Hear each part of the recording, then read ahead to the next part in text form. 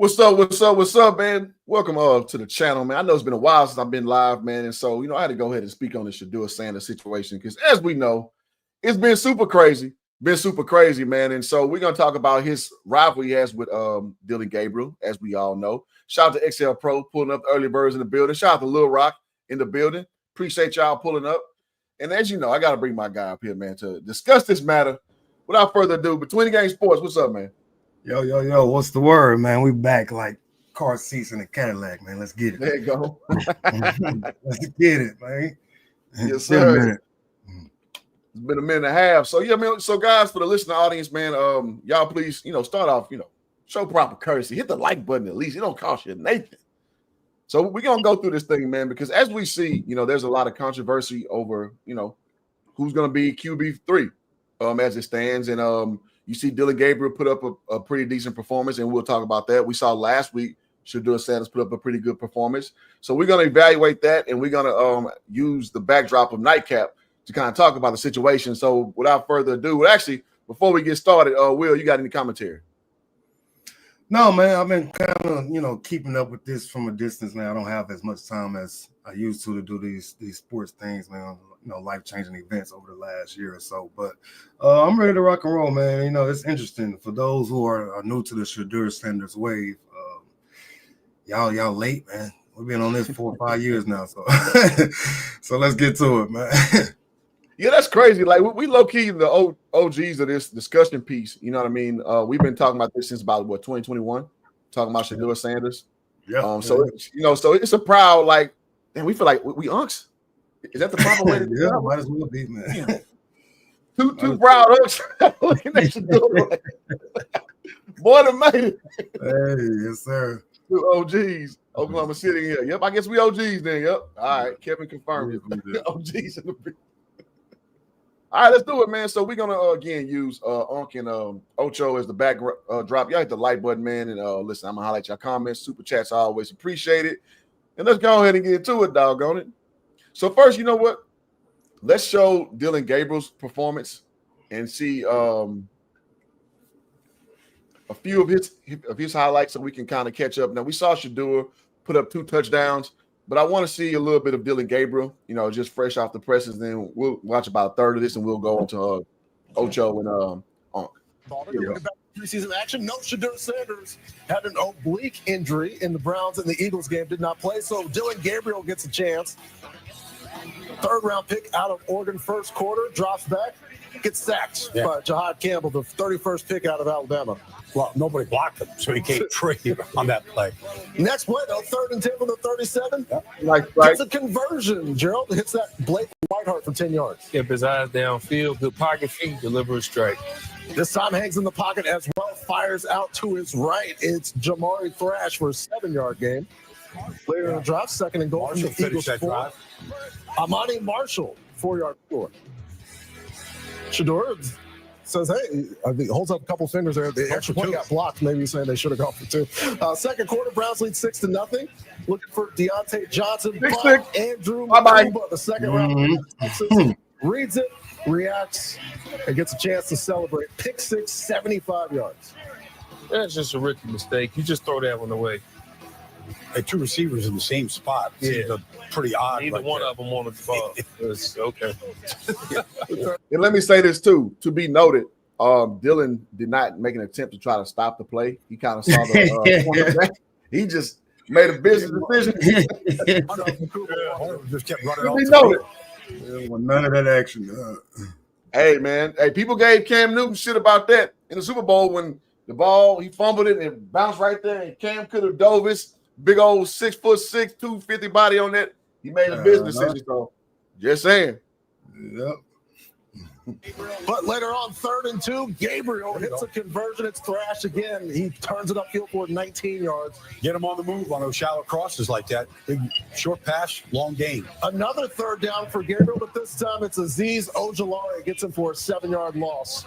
Browns kick a field goal, lead 9-7. Next Browns drive. Gabriel with another fumble. This time Makuba with the Makuba again. He's a ball-seeking missile, Gerald. Yeah, he's around the ball. That's what you want. Oh, you got to hit the ball, bro. Create takeaways. So Browns win 22-13. Dillon Gabriel 13 of 18, 143. But most importantly, a conversation with Judy Batista. All right, so this right here is going to be the crux of like all discussion pieces going on now. We all know that Dillon Gabriel had a pretty good performance, but this right here has everybody buzzing. Obviously, there's lots of big decisions coming up in the next few weeks for the organization. What specifically do you think you need to show the Browns? Yeah, just be myself. I think everyone has to do that. I think we have to continue to find our team and who we are and our identity. I think that's slowly happening, like I said. But for the most part, you got to go out there and play. The best guys will be on the field, the best 11, and that's what we want to do. Well, hold on now. They left the part out that everybody been buzzing about.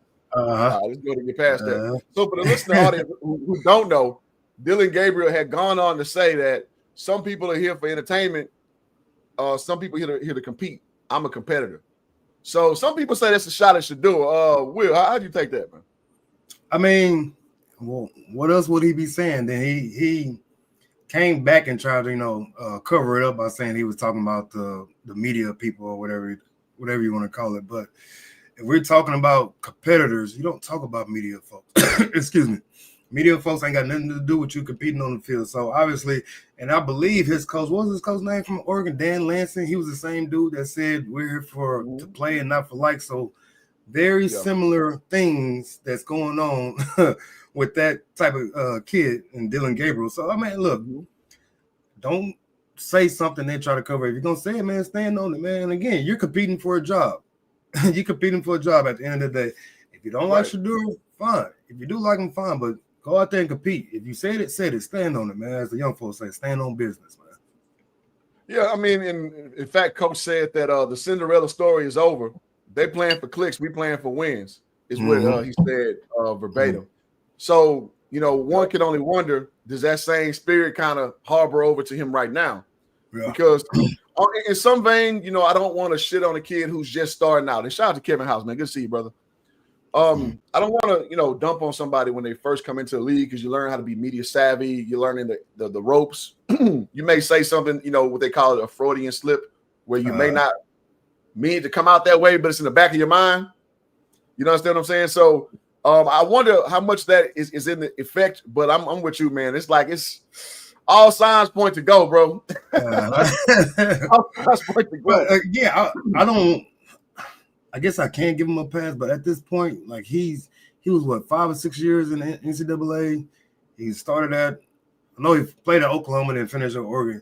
In today's day and age, with all the media stuff that they have around these programs, I'm pretty sure he's been taught how to work around the media and what to say around the media. So again, it might just been a slip, something that he thinks a lot about all the time and just let it roll out. But again, man, you're competing for a job with Shedeur. So at the end of the day, if you're gonna be a competitor, compete all around. Don't be halfway in with it. Don't be that passive aggressive type stuff. Hey, like Mob D say, man, ain't no such thing as halfway crooks, man. Like you gotta say what you mean what you say. At the end of the day, the media loves Shedeur. But if I'm Dillon Gabriel, what they gotta do with me? So that's how I'm just saying. Hey man, you better put yourself out in the limelight, dude. That's what's happening. Shedeur he's a lightning rod. The last name, obviously, we know who his dad is, man. So he's been molded to kind of take on the media, like embrace it all, the love, the hate. So he's used to that. So Dillon Gabriel, man, like you better get with it or get left behind. And today's day and age is about media clicks and selling out. And Shedeur's jersey is selling like crazy. So you don't want to be the guy who's like, oh man, I was there too, but you didn't put yourself forward. You don't want to be that guy. I was there too. That is perfectly stated. Kevin says he would feel himself. He tried to take a shot. It damn sure seemed that way.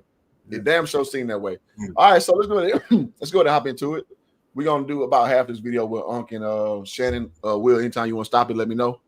Let's get it. Got to get back to the Dillon Gabriel. I'm gonna say fair use, man. I don't know if y'all there's still a thing. Completed 8 of his first 9 passes, threw a pick 6, bad decision, but was later credited with a fumble on a botched handoff after the game. he made some very, very interesting comments. He said, there are entertainers and there are competitors, and my job is to compete. Right. He tried to clarify. So first, I want to just break down the comparison. Like, now again, we started off showing videos of Dillon Gabriel playing. In my opinion, I mean, for a 5'9" quarterback, you know, I don't love southpaw left-handies, you know, left-handed guys, you know, personally. But I think he looked pretty good, man. I think that he throws a nice zip on his ball. He goes through his first read. From what I see, he doesn't hold it long, is what I'm getting at. And he's pretty effective. Now the turnovers can't happen. In comparison to what I saw last week to Shedeur, I mean, if you're asking me if I watch both, you know, I'm definitely going with Shedeur. And the reason why is because I think he has more top level talent, more you know what they call it, potential. Like his intangibles are a lot that you can fill in with tangible mechanics. And what I mean by that is when you watch him play, his 2 touchdown throws, he went through like 3 progressions before he made his decision. And you know, Shedeur's knock has always been he does go through his progressions and holds the ball a little long. But that to me, you can tighten up. What I saw with Dillon, he didn't really want to go down upfield. He's kind of like that Case Keenum, safe pass, which has a place in this league. I just don't think that that's your starting quarterback talent. Will, you got it. Yeah, no, you were right on the money. I was going to say, like, he's like a fake, like Steve Young. I didn't know he was that small, man. Even though 5'9", and, you know, in the regular world really ain't that small. But just watching the video, yes, he's looked very, very snug. But like a fake Steve Young, again, getting the ball out quickly, don't want to really go through that progression. And again, that comes with time, comes with reps, and all that other stuff. But for folks who are, again, late to the Shedeur train, this kid's been doing this since his first time on the field at Jackson State. He's led the nation in completion percentage, I believe, all 4 years in college. I might be wrong. Somebody can fact check that. But that's what he does. He makes completions. He does hold on to the ball too long, but he is willing to go through his progressions. I mean, again, look who he was trained by, Tom Brady, for the longest. So MF and Brady. Said Tom, MF, and Brady. Thomas, what Skip Bailey said, Thomas Edward Brady or whatever. Edward Brady. But yeah, man, that's the dude. The young man can play, man. And for him to fall that far in the draft is a totally different story. But between him and Dillon Gabriel as of right now, you go with Shedeur, man. I don't know what the Browns are planning on doing, but eye test lets you know Shedeur Sanders is your guy, whether you want him to be the starting quarterback or the backup, whatever the case may be. And just looking at the stats, his QBR rating was 106. Yeah, that's nasty. As 106, and I believe Dillon Gabriel was like at a 70 something, like, which is below average. So again, you can go eye test, or you can go, what you through the stats, analytics, or whatever you want to call it. I'm rolling with Shedeur, and again, I ain't got no hate against Dillon Gabriel. Yeah, I believe you can play.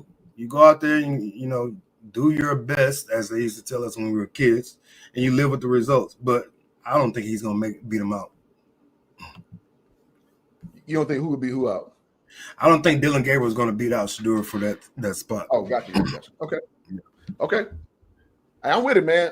So guys, we do have a contribution goal of 10. So if we meet our goal, I will take a shot online. For better or for worse. So y'all can see the goal in there in the chat, man. Shout out to we got 26 live listeners. Appreciate y'all pulling up. Yeah. And shout out to Kevin again. 72%, I think he was adding on to it. Yeah, and let me add this last little thing before we get back into it. Also, Shedeur Sanders played with the second team offense against Carolina's first team defense, whereas Dillon Gabriel got some snaps with the first team offense. So those things do matter against the Eagles' second team defense. So those things play into the whole scenario as well. Because a lot of people, let me put it this way: the preseason, I've never seen so much scrutiny between comparing, X's to O's, apples to oranges. But, since it's so tight, since it's so much discussed, I think it's kind of like, necessary to point out those little things so we know what exactly we're evaluating. All right, so let's go ahead and get it. Clarify later at the presser saying he meant the media are the entertainers and a competitor, and he's a competitor, and he wasn't taking a shot at Shedeur. Bullshiggity. Go ahead. But the damage was done. Everybody knows what he meant by because you know why? I'm gonna let you take off. You remember at Oregon what the head coach said when they see he going verbatim of what we led into because listen, man, one thing about them receipts, them things gonna come back around, man. So that's why what Will was saying, mean what you say and say what you mean. Yes, man. You can't come back, baby. Yeah, and the crazy part about it, again, I go back to him saying he was talking about the media. What are you talking about when competing with the media being computers? With the media being competitors? I don't understand that statement at all. And again, you go and then you say that you're a competitor. So again, you're either competing against the media, which I think is BS, or you're competing against Shedeur Sanders, which is what you really meant. I mean, listen, I'm no rocket scientist, man, but there's such thing called correlates. And I'm sorry, it's a direct correlate of what your coach said to who your teammate is, who you in direct competition with. I'm just saying. I'm just saying. All right, so let's go ahead and get it. Autism says, can a Cleveland Browns team make the postseason? Woo, that's a hell of a question. That's a hell of a question. I don't know if I'm ready to answer that one. Shout out to Gail, man, the best moderator out there in the game, man. Good to see you, Gail. Division they in with Baltimore, Pittsburgh, and Cincinnati? Cincinnati. Yeah, that's rough, dog. Yeah. That's rough. No. Yeah, man, I don't want to be overzealous, man, because, again, what you say is what you mean, is what you mean is what you say. So I say some ill stuff right now. Y'all be like, hoop, I remember you said this. So that's a rough question. All right, so let's go ahead and get back to it. Played Colorado? Right. Who was the quarterback? Yeah. Who was the quarterback? You're about to lose $40,000 for your car accident because you don't know this one trick. Right. Check this out. Okay. All right, go ahead, Ocho. Go ahead. Well, listen, I don't. Hey, Chad, I don't want to do him like that. I'm going to give Dillon Gabriel a little grace, a little understanding, because I don't think a college kid coming in as a rookie in the NFL would take that kind of shot at a teammate that he's competing with for a job. I just don't see. I don't see it. I see it as him. When he says entertainers in that aspect, where he said it's the media, I'm not sure how he views the media as the entertainers, but the way the media stirs the pot and creates the ruckus, and all he does is compete. I see it from that sense. I don't see him as, I'm not even sure if he's that type of person, that type of individual to even have that kind of savvy to say something like that publicly as brash in that moment. So I'm going to give him a little grace. I think Dillon Gabriel actually played well. He played well. What he did those first few drives, driving the team down the field. He made some really good throws. He was poised in the pocket. He had command of the offense. Obviously, the pick six, for one, he has to see that there are two people. Somebody ran the wrong route. Two people in the same place never happens. There always has to be spacing on all concepts when it comes to running routes. So as a quarterback, you have to see that, all right, there are two players in the wrong place. Don't make a bad play even worse by even throwing the ball. You should just chuck that out of bounds because you're already outside the pocket anyway. New down. So that I think he's gonna be fine, getting those reps in. And it's all about making plays at the quarterback position, but how consistent can you be? And so when sometimes there's a chance you can make something out of nothing, and then sometimes you can't. And I thought he played okay. He played really well. Yeah, and that's just some good game from Ocho ain't the greatest orator, we can see. But I mean, he got he will forget more football than we'll ever know. Me, you, and Chad combined. So the outline of what he's saying is understanding spacing, which is that's any sport. Like you got to understand that there's a certain level to operate. And if it's bunched up, then it's probably not a good idea to go throw the ball in that area. And we're talking about any sport. We're talking basketball. We're talking football. It's just not a good idea. Something's going to get deflected. You know what I'm saying? It's going to take it away. Guaranteed turnover. Guaranteed turnover, man. So, Ocho, again, give him a good game. And, the thing is, it's easy for us to say this from the rafters. We got one of the easiest jobs ever. It's like we can look back, that's a stupid throw. But as we know, even if you play flag football, in the moment, playing quarterback, all kind of shit right through your mind. Yeah. That game is moving at a speed that I can never understand. Even going from high school to college basketball, the speed was just like, what in the hell did I get myself into? Like, so the adjustment, definitely is going to come because again, man, everybody that's on the field in the NFL is a high level athlete, man. And for folks who have never seen that live or played against that, it's a totally different thing, man. And the adjustment is going to be there for a while for that young man. Absolutely. And for those who are new to the channel, man, like me and Will have played Division I basketball. We know kind of that upper level. And between us two, we probably played against about 20 plus NBA players in our life. Yeah. I got a chance to play overseas, and you see the game, it keeps speeding up at every level. It keeps speeding up. And so Dillon Gabriel, playing in Oregon, that's about as pro as you can get at the collegiate level. Now, you got a lot of talent around you. You got one of the best O-lines in the country, right? You got some of the fastest receivers, so it makes it a little easier. So obviously playing, the NFL level where talent's more equal, you got to kind of relearn. It's almost like freshman year all over again. So that's kind of what Unc is describing, man. It's just like, it's just one of those things where it's right for critique, but the media will take kind of things where, like, I like this discussion because they're getting intricate. These are realistic takes. Whereas, you look at through the comment section of any post, on Twitter, on Instagram, it's just bombastic comment after bombastic comment. Oh, Dillon trash. Oh, Shedeur's a entitled asshole. It's just like, man, when we gonna get back to just talking about the game? Yeah. I'm right there with you. That's why before we even got on live, we was talking about, another sport with LeBron. I don't understand how people can just sit back and not enjoy the process of the game. They just look for anything negative. And again, negative news spreads faster than anything. I get it, man. But at some point, man, folks have got to be tired of doing the same thing over and over and over. And basically, we're starting this over with Shedeur. They're not even evaluating or giving him a chance properly because, one, either they hate their father or they hated him going from Jackson State over to Colorado, this and that. They hate him doing the watch thing, the legendary stuff. And again, people don't hate subpar athletes. They don't hate okay players. So put that on a t-shirt. They don't, man. I hate subpar athletes. People don't hate those type of people. So I'm with you, man. Let's get back into actually analyzing the game properly the way it's meant to be, man. So for the folks who are true fans of just sports can actually enjoy being entertained properly is what I'm trying to say. Instead of the folks that just jumping in comments so they can get a like here, say some outrageous, outlandish ass statement. And it's I'm tired of seeing it personally. Yeah, I mean, and I'll land the plane here with this little side part of the conversation. It's just like some people use athletes to basically be the Trojan horse of what they really want to talk about, whether it's race, whether it's politics, whether it's human rights or what have you. So they use these people as a backdrop to say something else.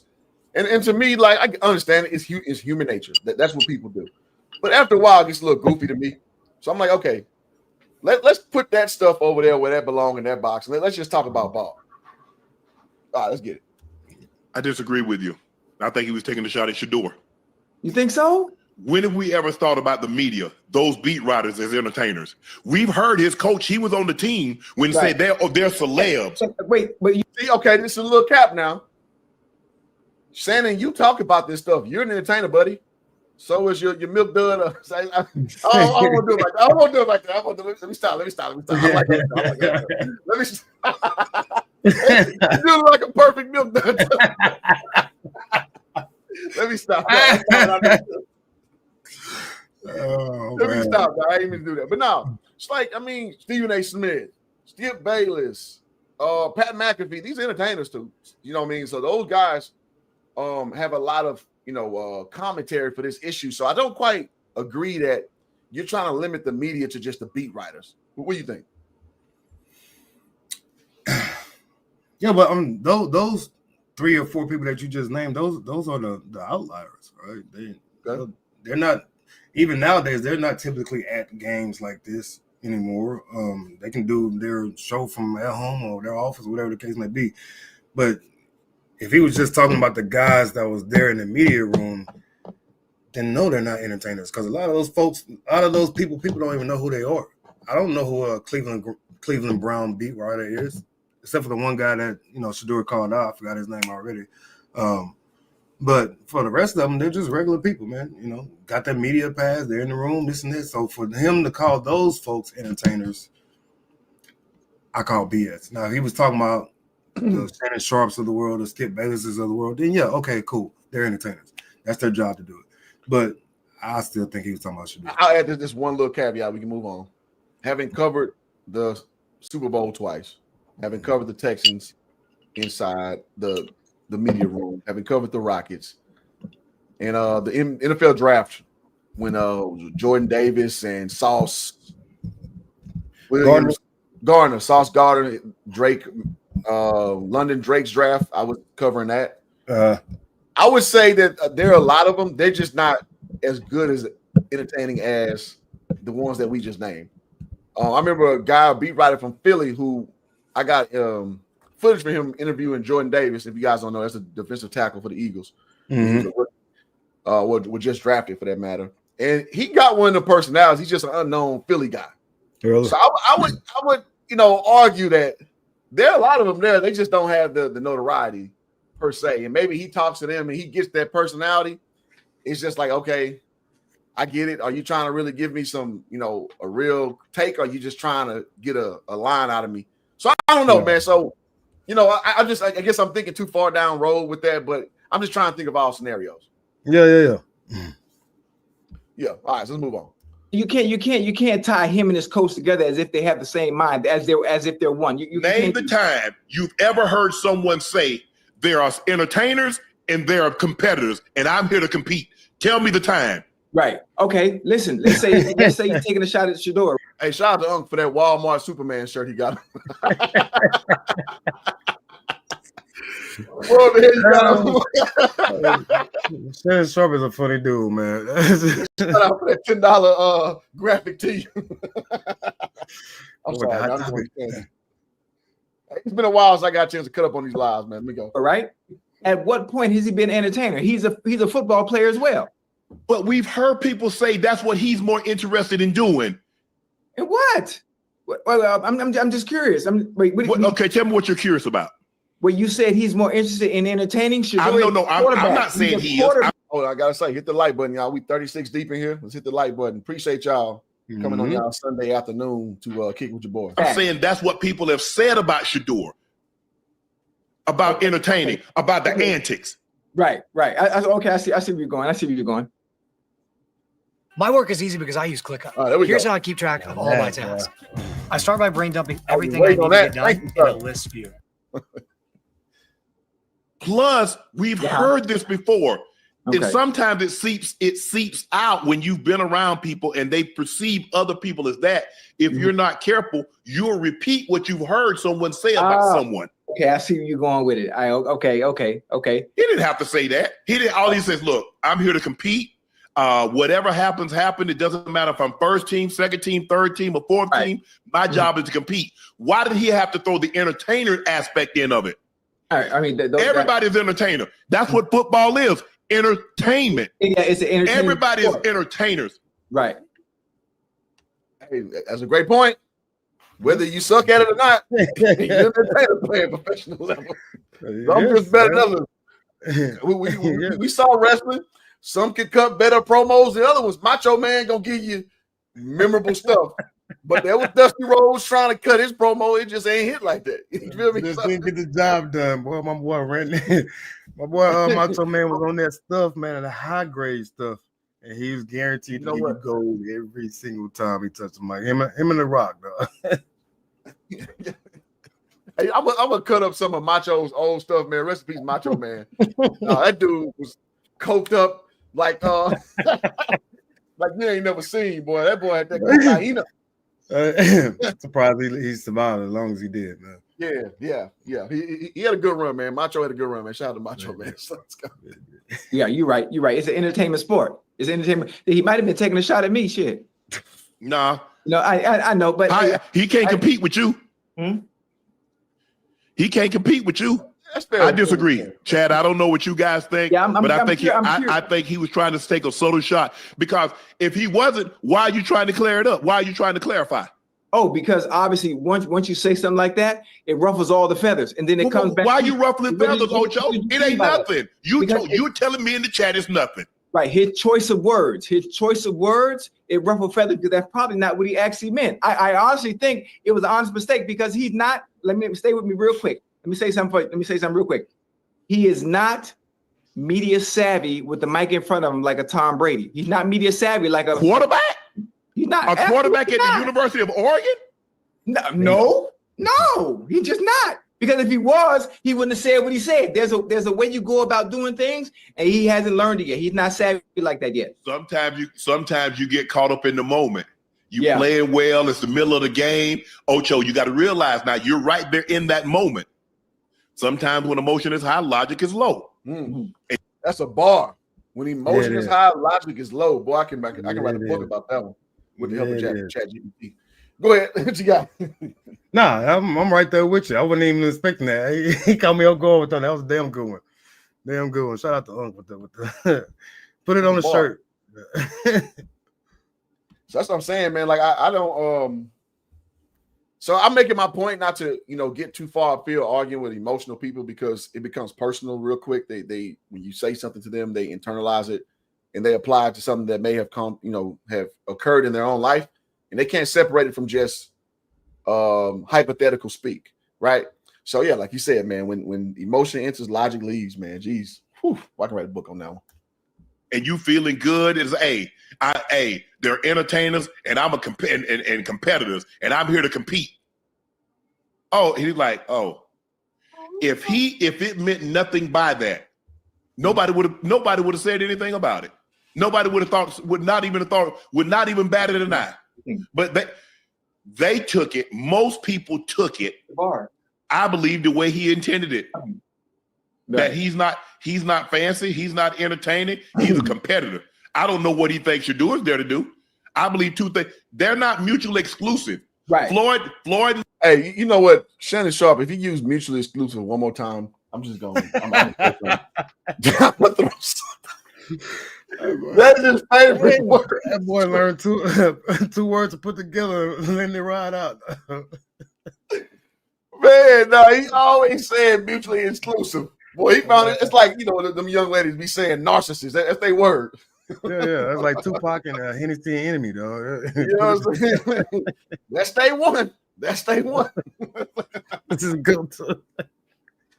Boy, that's funny to me. Mayweather was an entertainer. Yes. But he was a competitor. Yeah. Michael Jordan, Kobe Bryant, LeBron James, they're entertainers, but they're competitors. Steph Curry, all that dancing and turning around, he shooting shot, and he don't even look at it before it goes in. That's entertainment, but he's a damn fierce competitor. Yes. So to try to make those two things mutually exclusive is just not true. I believe you can do both of them, but I believe he took it. I could be wrong, and if I'm wrong, I apologize. But I believe he took a sort of shot at Shedeur. I don't. Honestly, you want me to tell you the truth? And I mean no disrespect to Dillon Gabriel. I don't even think he has the balls to be able to say something like that out the blue. That's how I kind of agree with Ocho. I just don't. I mean, maybe I ain't paid enough attention to Dillon Gabriel's, disposition to know like really what he about. I don't know, Will. Have you been watching his personality? Kind of know if he's that call out kind of guy.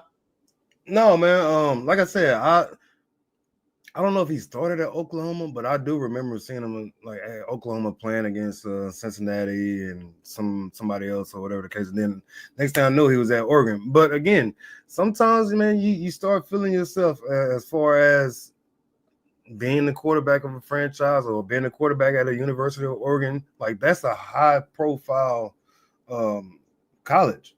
So sometimes you start feeling yourself and your personality starts to sway that way and having that swagger or whatever you want to call it, the young folks call it. Again, in that moment, why even bring it up? Talk about yourself. You don't have to talk about anybody else in that moment. They're literally interviewing you. Nobody else is there in the interview. They're interviewing you. So why even bring that up? I'm kind of with Shannon Sharp. What are you trying to do with that comment? Yeah, I mean, listen, man, I know I'm kind of going back and forward because, again, I don't know a lot about Dillon Gabriel. I know he's in a heated quarterback battle that he has the draft capital to be ahead, but not necessarily the capital of the fan support opinion think tank, as it were. So basically, most people are basically, talking about Shedeur, even though he's the lower draft pick. But I mean, the whole thing is, as we all know, that him being the higher rated prospect. So, it's like it's a conundrum, man. Like I've never seen anything like this. Have you? No, it's crazy because you were talking about preseason, earlier, like off-season workouts. When the hell did they start keeping stats at these That's a great point. Like it's completely wild to me. Like I see some posts like this. Shedeur went 13 for 21 at such practice. I'm like, what 2 touchdowns? What are we talking about? When did this become a thing? I ain't seen it out of any other camp. And again, Shedeur Sanders is a lightning rod. Dillon Gabriel, you just happen to be a guy that's in the wrong place at the wrong time, man. Ain't nothing you can do that's going to, you probably can't beat him on the field. And then you're not going to beat him in the public eye. The Sanders family is like, it's almost like the Manning family name in NFL football. Oh, the Sanders family name in the black community, it's going to carry you a long way, dude. Absolutely. It's going to carry you a long way.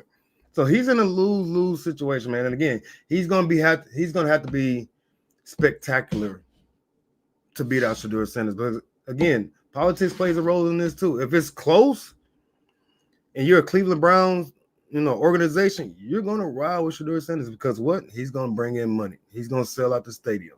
He's going to bring in more media.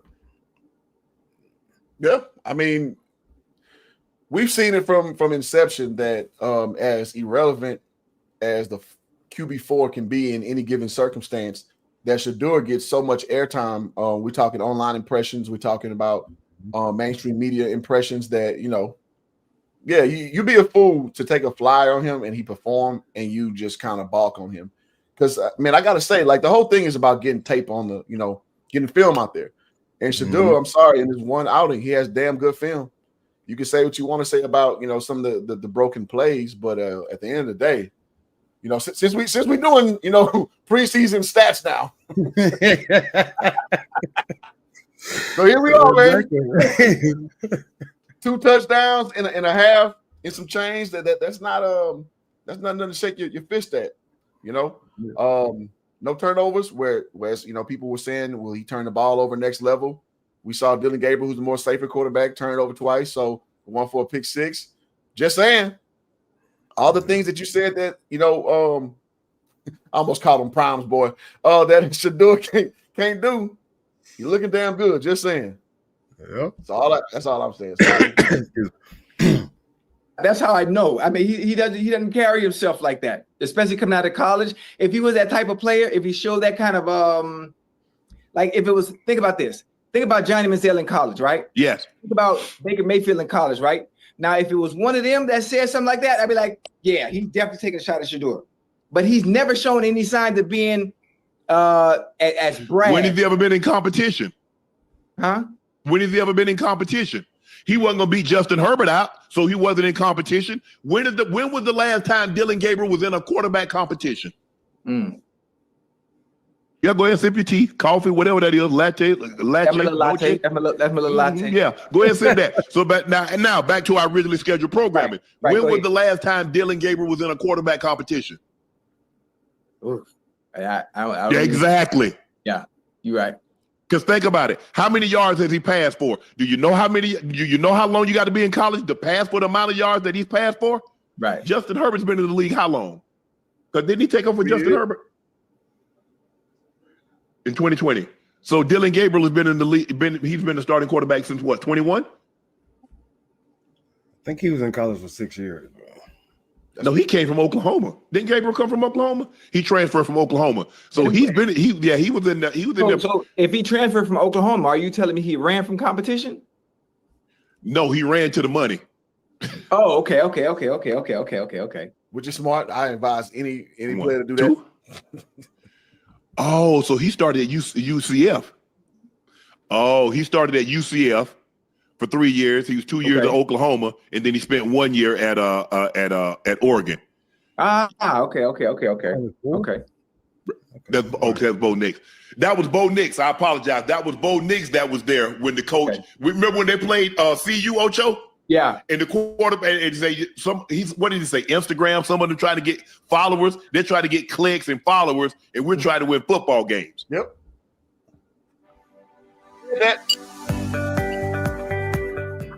Introducing the filter. Let's get it out of here. Oh, that's right. That was the Oregon coach. I remember that. That was the Oregon coach. I apologize. That wasn't Dillon Gabriel. That was Bo Nix. That was his quarterback at the time when he said that.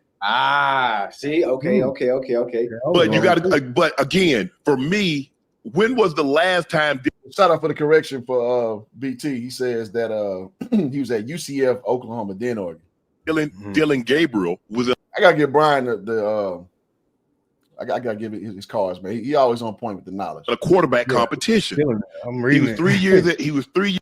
What you say? Oh, I thought it was as you talking Will. No, I'm just saying. I'm reading. 2 years. Okay. Years at Oklahoma and 1 year at so 6 years. So in 6 years of college football, 6 years. Yeah, 3 years at UCF, 2 years at Oklahoma, 1 year at how they got all the goddamn time? Man, them guys be getting 7 and 8 years, Ocho. You see the guy 32. What a COVID year. So it gave everybody an extra year if you wanted it. Understandable. But listen, it's what the chat said. The chat. Well, who the chat believe he took a shot or no? Let me look in the chat. I ain't even open my phone. Hold on. I'm curious to see what the chat would think. They are saying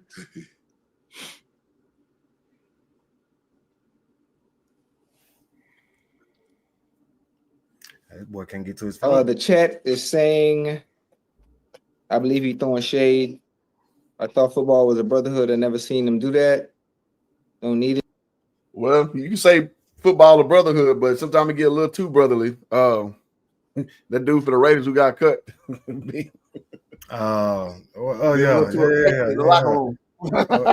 Apparently, he's been doing that type of behavior since he was in college, man. Wilding out. Yeah, man. You see that montage when it showed him when he played for Clemson, he grabbing dude, nuts in the pile. Wilding out. Or hit the splits when they won the game. Hey, bro, hey, do what you do, man, but leave that off the field, man. I can go so far. I'm gonna leave that alone. I can go so far to a tangent on that shit. Yeah, that's a wild boy, man. You know, wouldn't be the first, wouldn't be the last. But yeah, all right. Just leave that alone. He lost his job. Oh, he lost his job at OU. He got hurt at U. Oh shoot. Well, it looked like a mix. It's a mix on how everybody feel. Go ahead. You want something? Go ahead. We placing the poll up. I just think the thing is look, and I think the thing is because Ocho, what it is normally we don't get this. We don't normally be interviewing, right? Especially if you're playing during the course of a game. Yeah, it's different. Normally they get you a half, in the preseason game. If you're not playing, they'll get you. Hey, can we get a few words? Yeah, I'm just excited. Got some work in, knocked some of the dust, the rust off, and now it's time for the younger guys and other guys to get an opportunity to show what they can do. I'm sure the coaches are excited about that. Hopefully, everybody came out injury free. We'll see after the game, so forth and so on. But hell, everybody out there to compete. I mean, you do realize, like in pro sports, it's all about. It's all about competition, Ocho. Yeah, most definitely. I think you competing in your locker room or you competing against the other locker room, but you always in competition. Yeah. Hey, listen, every week. Yes. Every day. Every day. I think he understands that. That's why I said I'm giving him grace, and now I think you giving him too much credit. You giving him too much credit. For those of the people that think he was actually taking a shot at Shedeur, I think we giving him too much credit to think he would come out and do something like that publicly, or to even slip up, or to even I just don't think that's him. 88% said it was a shot. 12% said it was not. Oh shoot! Well, hey, maybe y'all see it different. Maybe y'all see it different because I wouldn't state it like that. Honestly, I mean. All right, so I think we gonna get out of that. So Sure. So to bring it all back to what we're saying, I guess signs point that he was taking a shot. And like for you guys who missed the, the opening, little part we were speaking on, sometimes it's called a Freudian slip, man. Like when you have something at the back of your head that that you experience, that you see, that when you may get jammed up, it's going to come out to your frontal lobe and it comes out your mouth. So that to me, I don't know, man. What's the jury say for you, Will? I need to go back to the question. I need to hear the question that the interviewer asked him again, because again, I go back to the point of it was just the interviewer and Dillon Gabriel. They didn't ask him, or nobody else was in that interview at the moment. It was just him and her, or him and him, whoever it was. So I need to hear the question again. So again, if you're talking about just competing, there's no reason to bring up entertainers. If you're talking about competing on the field, there's no reason to bring up entertainers. Bottom line. And it's funny that, Shannon Sharp was talking about competing, man. I tell some of my players that I coach, I mean, you're in competition for the rest of your life, man. Whether you're competing for a job, you're competing for a significant other that you want, man, because the person that you typically like, that's more than likely somebody else likes that person. So you're going to be competing for that person as well, for love, for family, for money, for better wages, whatever the case may be. So folks need to understand that whatever you're doing, you're going to be competing at, man. It's just the bottom line. Bottom line. I'm glad that he brought that up, because I need to send a text out to some of my players who got basketball trials coming up. That's neither here nor there, but that just reminded me I need to send that out. Yeah, knock it out. So let me see if I think I found it. So you said you want to hear the exact quote again. Let me see. Yeah. I think I found it. Let's see. Y'all bear with me to stand. Appreciate y'all for tuning in. Y'all hit that like button. I may open the panel up today. It's been a while. It's been a while since I had a panel. All right, share screen. There we go. All right, let's see if this is the one. Excuse me. It's just part of it. There's entertainers and there's competitors, and I totally understand that. And my job is to compete, and that's what I'm focused on doing. Okay, so it doesn't show the full question. Let's see if we could, since we're here, let's see if we can find the exact. Let's see if they can show the question. Many fans believe Dillon Gabriel threw some shade toward fellow teammate Shedeur Sanders, who he's of course competing against for the starting quarterback. Okay, it looks like that's going to just show. Many fans believe Dillon Gabriel threw some shade toward fellow teammate Shedeur Sanders, who he's of course competing. We build as we fly, man. We build as we fly. So what should I type in? Dillon Gabriel. Oh no, I'm looking on the backside of my sideline interview. Because I know the post game he cleaned it up. We want to see the actual question that was asked so we can confirm, like, did he play off of a bad or a leading question for that matter? Or did he just go off the rails? Yeah, so what I see is that Dillon Gabriel was asked about handling outside noise, and his response was, there's entertainers and there's competitors. I totally understand that, but my job is to compete.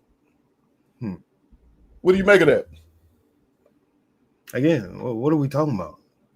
Handling outside, you're an athlete. You've been an athlete for a very, very, very, very long time. If you can make it to the NFL, obviously that he played, 6+ years in the NCAA. There's always going to be outside noise, especially in today's era where everybody can be. College, high school is outside noise. Yeah. So what are we really, really, really talking about? Again, if you're there to compete, let's keep it about the field play. Let's keep it about the field play. That has nothing to do about entertaining, because they didn't ask you about entertaining noise. They asked you, how would you handle noise? Be a professional. You're a professional athlete now. Handle it accordingly. Okay, I can go with that. So I did drop the link, y'all. So if you want to come up and speak your piece about this matter, we'll definitely have you up here as long as you're being respectful for that matter. And shout out to everybody who's been watching the shorts, man. I mean, it's definitely jumped the channel up, so appreciate that. You know, me between the game sports, some OGs were covering these sports topics since about 2020. And, you know, life be happening, you know. And so sometimes you fall off, but I appreciate y'all staying into it. And I knew it, my boy BT hopping up. Shout out to Palm Tree Icon in the building. Good to see you. Good to see you. What's good, fellas? Brian, what's up, man? This is I've never seen an off season like this before. I ain't gonna lie. Man, for real though. For real though. First off, I'd like to say welcome back to football. This is a good time, great time. You know, this is a very my favorite time of year, so to speak. I think both of these young men are in one of the most polarizing QB battles we've probably ever seen. And it has nothing to do with on the field play, but everything to do with social media narratives. And that's going to, in my opinion, affect everything they do on the field, whether for good or for bad. I didn't get a chance to play ball in college, but I've been around ball my entire life. I don't compare my knowledge to anyone, but I am very I consider myself very familiar, especially I'm from the South. Like I'm sure, like I know Hoop is. I'm not sure the other gentleman's from. I'm born and raised. You're from Houston like me. Yeah, I'm born and raised in the South. I'm from Baton Rouge, Louisiana. Well, I'm from the New Orleans area, but I grew up in Baton Rouge. But you know, I liken this situation very similar to like almost like somebody type of soap opera, right? You know, it's a soap opera, but I'll say this. I believe at this point in time, I think what benefits Shedeur Sanders is the fact that he's done a better job handling a lot of the social media and the off the field stuff. Dillon Gabriel is a guy who I think is in the, like somebody mentioned before, wrong place, wrong time. I think that at any other team, I think Dillon Gabriel wouldn't get even a fraction of this much media scrutiny. But I have to say this. The younger Sanders has about as powerful a social media support system as I've ever seen.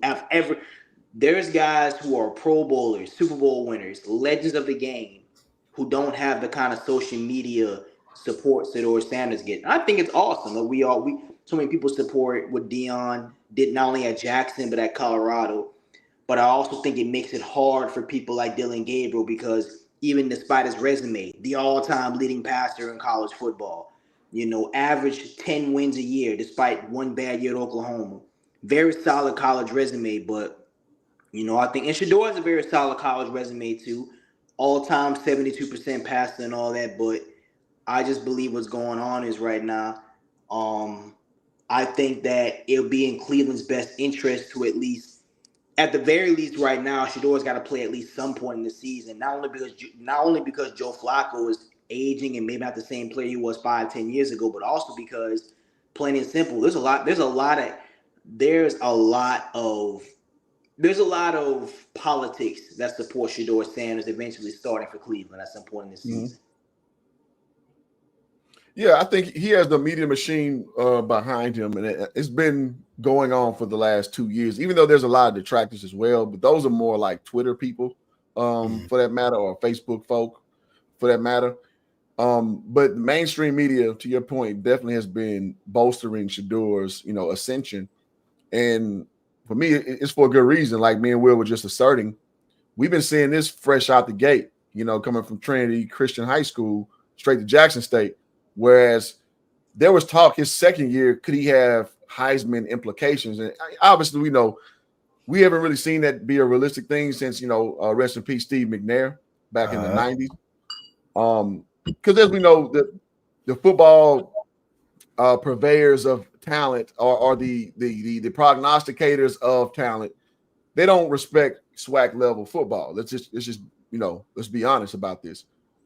As things currently stand, especially even though we've seen guys go to the NFL lately and have good impact. And speaking of Sanders family from SWAC to the NFL, shout out to Shiloh, man. He's been doing well for the Buccaneers, winning that fan base over, bringing that headache gang mentality over there. Now he's fourth string in the safety department, but I mean, for an undrafted free agent, listen, man, you got to work your way through. And it seems to be he's making waves, man. So I do want to acknowledge Shiloh as well.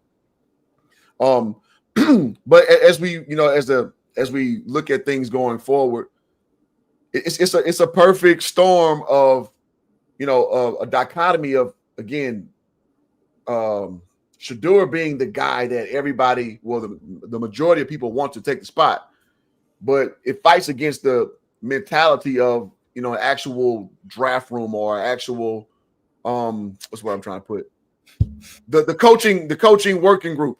It's like you draft a guy at 3, you got to justify drafting a guy at 3 over a guy at 5 who's more popular. You know what I'm saying? Because at the end of the day, it shows you to be incompetent. So Stefanski, the coach, he has to nail this shit. He has to nail it. He got it. Listen, it's better to be me than you, buddy. Somebody's job is on the line. Somebody's job on the line, dog, because that is tough. He in a rough position, man. Because your ace in the hole is Joe Flacco. Me, Will, and Joe Flacco the same age. You feel me? Like, I'm 41, so. And this not being hyperbolic. Right. Go ahead. My bad. I didn't mean to interrupt this. No, you got it, man. Go ahead. And I'll say this Cleveland offense has been collectively the worst group. Cleveland has been the worst offensive football team in the history of the sport for almost 30 years now. I mean, this is not a team that has produced a Pro Bowl receiver or a Pro Bowl. They've only had one Pro Bowl tight end, I think, in the last 5 to 10 years. This is this is not a team that people are this team does not score a lot of points. So you can attribute it to the fact that 2 of the all-time great defensive franchises are in the same league as them, and this is a franchise in a division that, plain and simple, is just so difficult. It's hard to ever get traction, but for whoever starts at quarterback for the Cleveland Browns, you're working with perhaps the most untalented group of skill players traditionally in the league year in and year out. I mean, this is now and coaching staff. And coaching staff. Coaching staff as well, and Jerry Jeudy and Cedric Tillman are good receivers, but these are not gentlemen who I would ever say would intimidate elite secondaries in football. Absolutely. These are all, and like I said before, I mean, Cleveland had Odell Beckham, and they still ranked dead last in the league in passing yards the year he was there. And that was the year. I think they were either dead last or they were middle of the pack. That's when Baker Mayfield. They had Baker Mayfield and still never ranked any higher than 15th in the league in passing. So what I'm saying is maybe Shedeur. And here's the thing about Shedeur. I see somebody type that right now. Here's the thing with Shedeur Sanders. Besides on the field play, because I don't want to bore nobody with the details about how I feel about him as a player, because then we get into scouting reports and talk about strengths and weaknesses. But here's the thing. The players have gravitated towards him. I saw Myles Garrett and him really hit it off well. Him and David Njoku hit it off well. It looked like the players they gravitate to him more. And that's a good thing. Mm-hmm. It's just that, my last memory of Shedeur Sanders playing prior to that last preseason game was that debauchery against Brigham Young. Oh, yeah. And I don't mean to at all. One game may not define your college career. One game can define how scouts look at you. And that game against Brigham Young, it really kind of solidified what a lot of people were saying, where maybe as great of a player Shedeur Sanders is, maybe a lot of it was who you're playing against, and maybe a lot of it was, I don't know, maybe it was just convenience of where you're playing at. Because that game against Brigham Young scared me a lot. I'm not going to lie to you. I don't think Brigham Young should have been able to, and the same thing for Dillon Gabriel. That last game against Ohio State, that game showed me that Dillon Gabriel isn't exactly what people think he is. You know what I'm saying? So we'll see who wins this quarterback battle. But again, whoever starts, you're going to be starting for a franchise that just does not score. They do not score points. They just don't. Yeah, they've been bad for a lot of things. And Will, before you go real quick, I do want to highlight again, man, this is not a echo chamber. So if you got dissenting opinions, fine. Mike says you're gonna find out the hard way he's a bust. I'm also saying Hunter is a bust. He was 4-7 year 1 in Colorado, 9-4 year 2, 13-12 combined, no wins versus final AP poll teams both years. he's gonna fold real deep. Well, okay, so here's where your logic is flawed because you're comparing an upstart program to him playing at the NFL level where you have access to the best players around. Year one that you referenced being 4-7, the worst O-line in college football. Well, at least Division I, BCS football. That's not team was 1-12 the year before. Exactly. So you're inheriting a shit stain of a program, if we're being frank. So if you're going to evaluate a quarterback on wins and losses, it's a little rough. Secondly, you said 9-4, you kind of glossed over it. I mean, that shows progression. And again, one thing that Shedeur has shown, we go back to Jackson State years too. It's funny you omit that, but kind of going back to my point, people don't, respect SWAC level quarterback play. SWAC has produced NFL quarterbacks, but I think he lost one game in conference, and he lost the bowl game twice. One to South Carolina State, one to North Carolina Central. Mm-hmm. But Shedeur's been pretty dominant as far as individual play everywhere he's been. It's just obviously you go up to the P5 level, you're gonna see more competition, and that's how it's supposed to be. It's not supposed to be easy. So I don't remember Patrick Mahomes really doing much for Texas Tech besides putting up numbers. If we're gonna remember things in perfect context. So that's my pushback to your logic system to say he's gonna be a bust, and you say Travis Hunter gonna be a bust. I'm not even listening to that. That don't even make sense. It's hard to be a bust.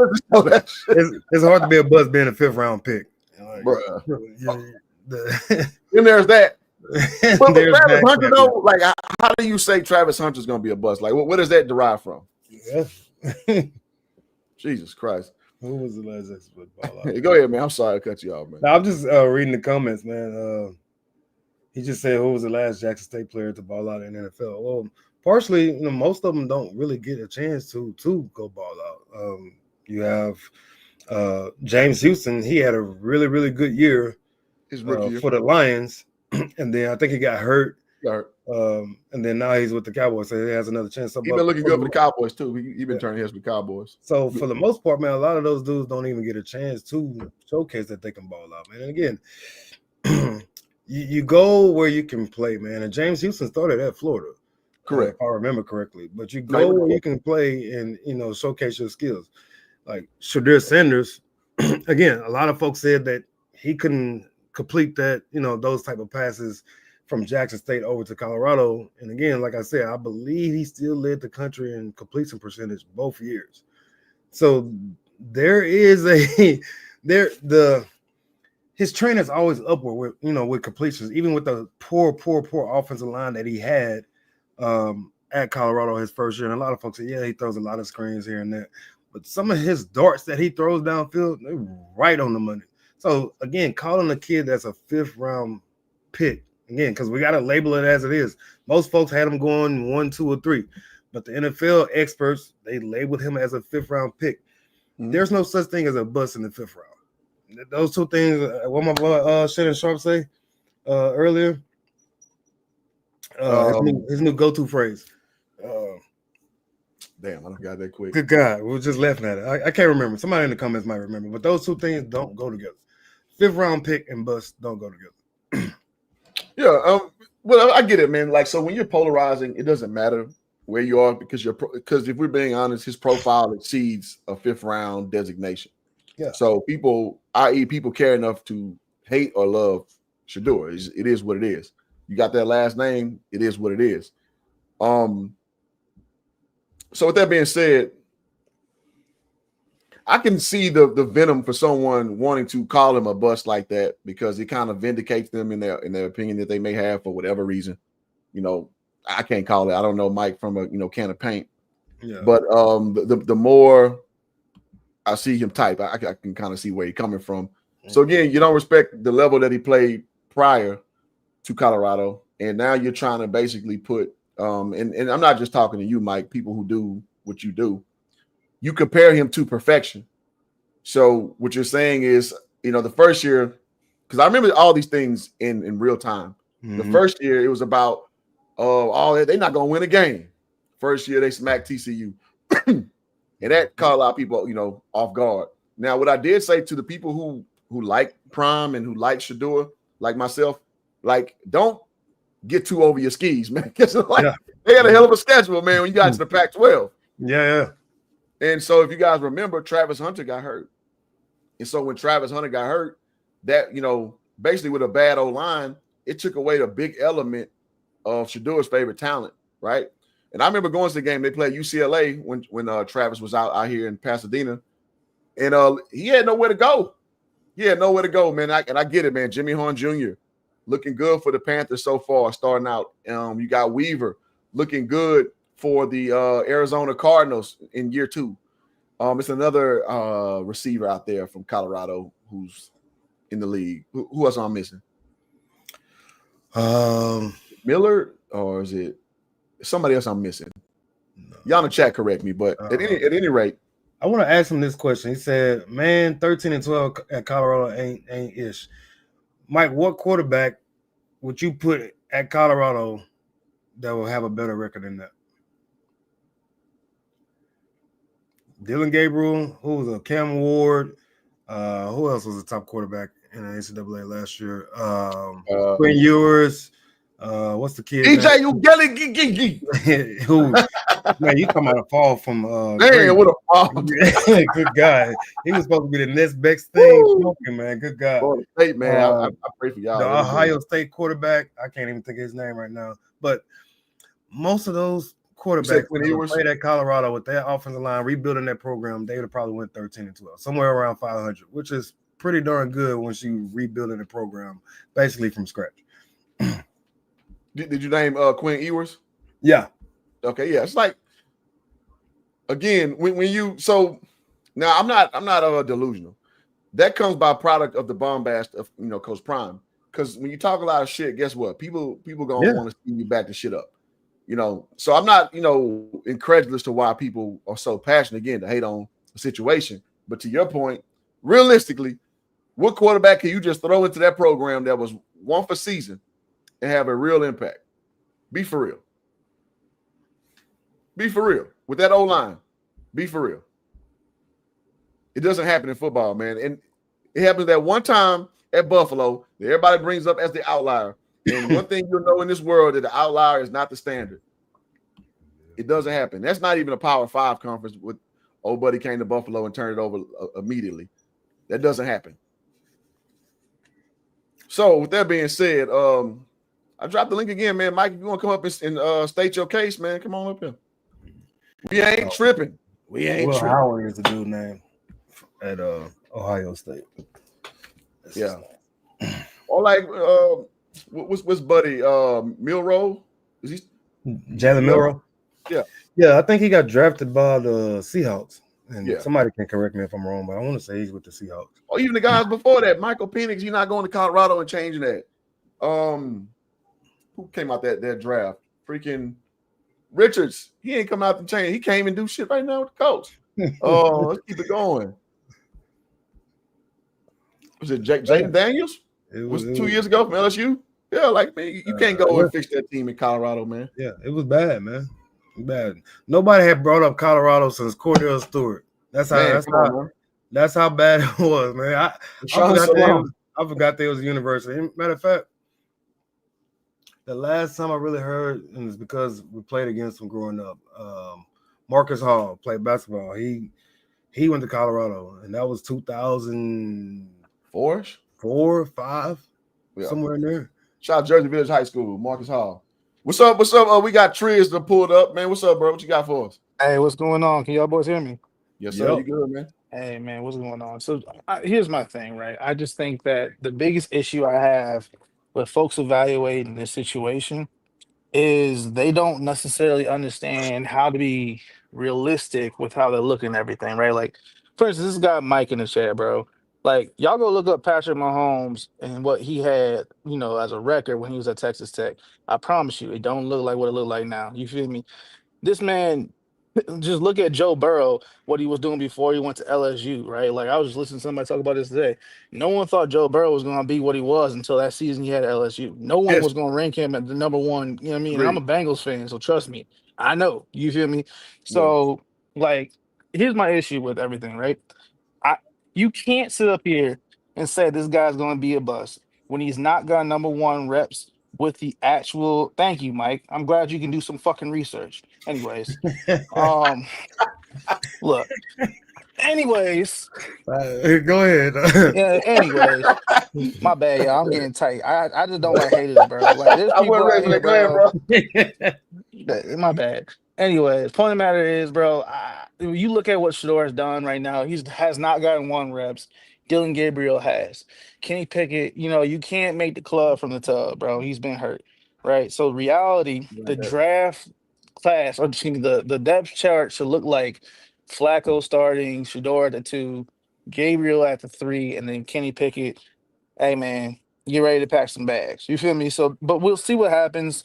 Most likely, it's not gonna happen just because they have a fanfare surrounding Dillon Gabriel. They like the way he processes things, even though I don't know, man. That pick was kind of nasty, but we'll see what happens, man. That's it. I like the take, man. It's just this thing is hard, and like going back to what Will said about an hour ago. This is like funny times we're in right now, where there's so much scrutiny in the preseason with the OTAs and all this stuff. It's like we've never seen stats being derived from this, so it's hypersensitive to a lot of things that you need to just let play the course. So people are being super focused on what you do in college with as far as the numbers you put up and the wins and losses. I just can't remember a year where this was such a prevalent thing. When Russell Wilson took over the Seattle job that year over Tavares Jackson, rest in peace, Tavares Jackson. And who was the quarterback over there at the time? They brought him over to White dude. Matt. It was Flynn. Matt. What's his name? Flynn. Matt Flynn. Yep. Matt Flynn. And so I don't remember a lot of scrutiny over Russell Wilson's wins and losses at Wisconsin. It's just the fact that he took over the quarterback battle and he looked the sharpest, he looked the cleanest. So with that being said, Shedeur's body of work has looked sharp. It's looked pretty clean.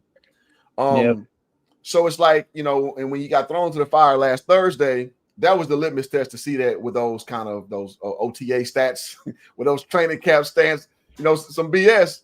And it turned out that no, not really. And he looked damn near the same. He looked at Colorado and Jackson State, if you've been watching them for some time. You feel me? So, right. So all I'm saying is I don't understand the quick judgment or the quick draw to say that he's going to fail.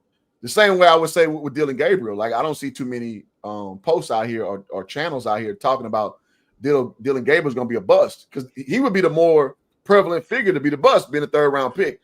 To Will's point. Man, let's check this out, bro. I'm not a fan of Cleveland, but being that they're in the same division, I pay attention, bro. When I tell you that coach is the same coach that used to rip Jameis Winston's ass when he used to throw them interceptions last year, he literally shot so much damn bail for Dillon Gabriel this time around when he threw his pick. Like, oh, there's the receivers were in the right position, this and third. And look, bro, I play football, bro.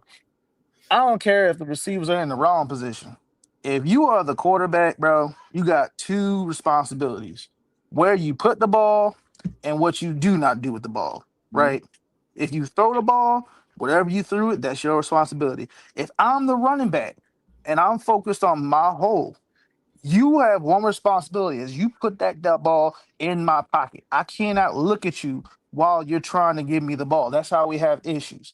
So that handoff, that was a fumble, that's on him. That pick, it's on him. And you can shoot whatever bell you want about, oh, this guy was in the wrong person, wrong place, this, that, and the third. He still threw the ball.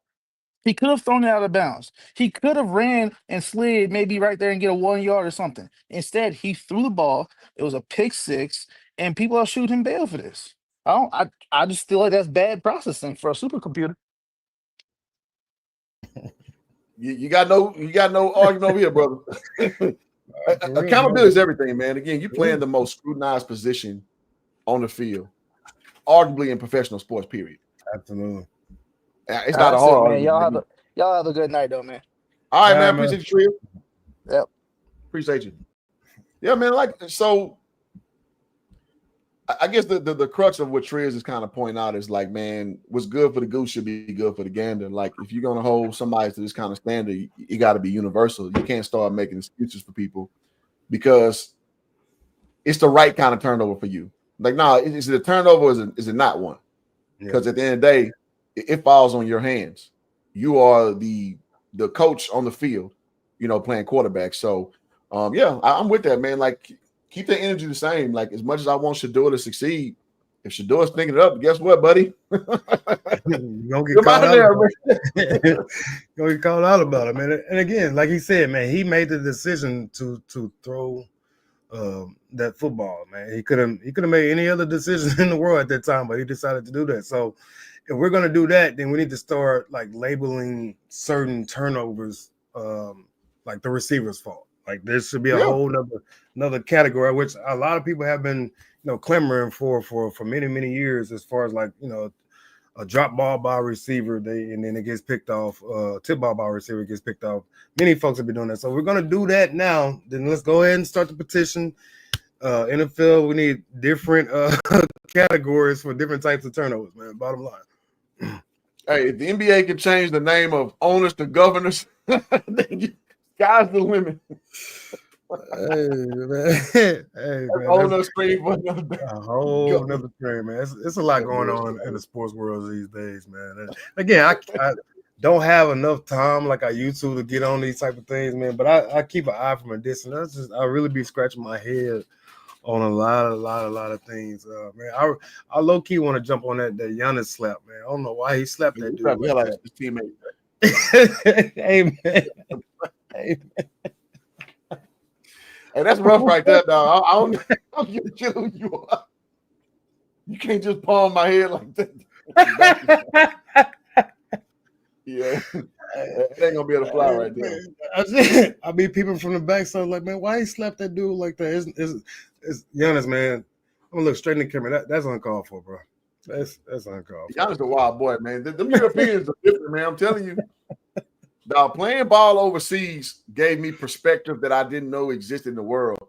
Like, they just a different breed. Like, and my famous story is my first week in Portugal, my first job I took. Dog, we had like a scrimmage game, like an exhibition game. I can't remember the team. Literally, my teammate Sergio, the other dude, squared up and were boxing in the middle of the court. No technical foul.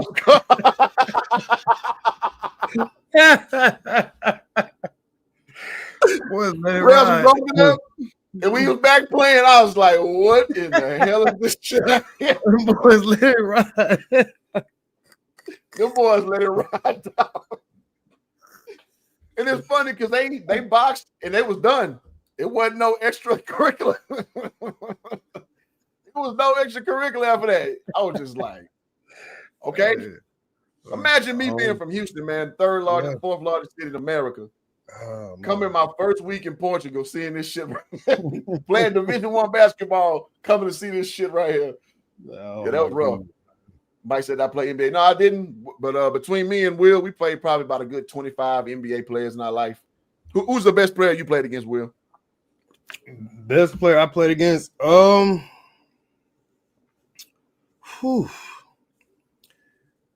Chris Bosh or TJ Ford.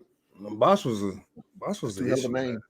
Like, Bosh was, and people forget how good that guy was. I mean, he was an absolute problem to deal with. I played against Kendrick Perkins, but Bosh was better for sure. Been in the same gym with Carmelo. Been in the same gym with LeBron, seen him play. But playing TJ Ford, absolutely the fastest guy I've ever played against. But best player I ever played against was probably Chris Bosh. Okay, mine's easy. LaMarcus Aldridge. I couldn't do shit with him, man. I'm 6'7", he's 6'11". He's faster than me. He's stronger than me. It's just ain't nothing I can do with him. I couldn't do shit. I couldn't know with Chris Bosh, man. Honorable mention, Trey Johnson. So you said Jackson State. Now, this was basketball, but Jackson State, Trey Johnson, he graduated same year as me, 2007. He ended up playing for the Lakers and the Hornets. 6'4", Carmelo Anthony, basically, to describe his game. He's actually he's assistant coach at Jackson State under Mo Williams, as things currently stand. I've been trying to get him on the show, man. I'm still working on that. But yeah, honorable mention, Trey Johnson, and third, I would say, not can name names bigger than him, but like tough cover, Cartier Martin. I couldn't do nothing with that dude from high school, like from sophomore year on up. Yeah. And Cartier was absolute problem, man. Absolute problem. And shout out to my LB, man, Carl Mays, man, the man with the voice, man. So if you ever go to HBCU games and hear like a man at the major ones talking, that's Carl. Carl is the man with the voice. I didn't know you can follow the channel, bro. Good to see you, Carl. Shout out to 858, man. Let's see. Bosch got a ring. Yep, absolutely. Man, Chris Bosch was the problem, man. So I'll name some other names. I played against Joakim Noah, Al Horford, AC Law. Yeah. PJ Tucker, Boobie Gibson. Sure, some more. I coached against Dame Lillard. Dame Lillard, man, I did not think he would come up to be the person he was. Dame Lillard. Yeah. So for you guys who don't know, he played at Weber State, which is like a small mid-major D1. He didn't even start when we played him, and he come to be who he was. And that's kudos to Dame, man. He deserved everything he got, man. It's a pleasure to see his career go where it went. Yeah. He damn sure wasn't on our scout report. Hey, you made the scouting report on college, on the opposing team in college, dog. You doing something, bro. He damn sure wasn't on that report. I think he had like 11 points though. I mean, he played well, but he wasn't like the focus at all of that team. Mm-hmm. So yeah, man, good show. Thank y'all for pulling up. Y'all stay strong with the numbers. What we keep building on these. You got any burning desire topics or anything you want to speak about before we peace out? No, man, not really, man. Hopefully, with college football season getting ready to kick off, I'll find some more time to do these things, and then Sundays, I might be able to do a show or two here and there, unless I decide to start covering games on Sunday. But yeah, man, it's been fun. It's been a minute. And as always, man, whenever you hear me about these, if I got time, I'm gonna do it. So, but yeah, man, we're gonna start trying to drop a little more here and there. Man, y'all make sure y'all follow the channel, man, Between the Game Sports, all social media platforms, all that good stuff, man. Yes, sir. All right, Mike, don't start there. All right, now I thought we came to a cool consensus. Now you about to get me back on for a whole nother live stream. Cut it out, Mike. You about to get me back? That's only happened one time in history, man. Typically, that type of stuff doesn't happen, Mike. So it is what it is, man. It is what it is, man. So, yeah. But again, man, I want to say on the way out, guys, hit the like button. The more y'all do that, the more we'll feel. Because let me say this: being a content creator, quote unquote, sometimes you got life going on, and you don't really want to fire no stream up and talk, and what if nobody watching, and all that good stuff. But sometimes you get that fire burning. I think with the Shedeur quarterback controversy, I like, hey, Will, you try to do the stream. So, and y'all support helps me want to do it again. So I really appreciate it. Again, you don't have to agree with me. I don't care about that. It's just about discourse, man. That's what sports is all about, man. We got different perspectives. You share your perspective. I share mine, and we have discourse. That's all I got. Bottom line. Yeah, I'm with you. All right, guys, don't be a stranger. Feel free to pull back up to the next stream. Until next time, we are out. Peace. All right, we out for real this time. Yeah. I think we out.